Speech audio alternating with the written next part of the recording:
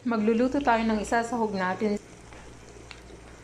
Chicken lang ang available, kaya chicken ang isasahog ko ngayon. Linagay ko ng chicken. Ito na siya, linagyan ko na ng patis at saka asin. Nagpabladak balatong. Ngayon, igisa na natin ang balatong.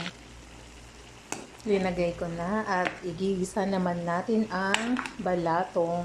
Naglagay na ako ng tubig. Lagyan natin ng sili. Then, naglagay ako ng alugbati. Now, ilagay ko ang ampalayang dahon at malunggay.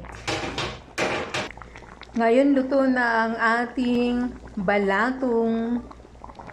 Thank you for watching. Keep safe everyone. Kain tayo.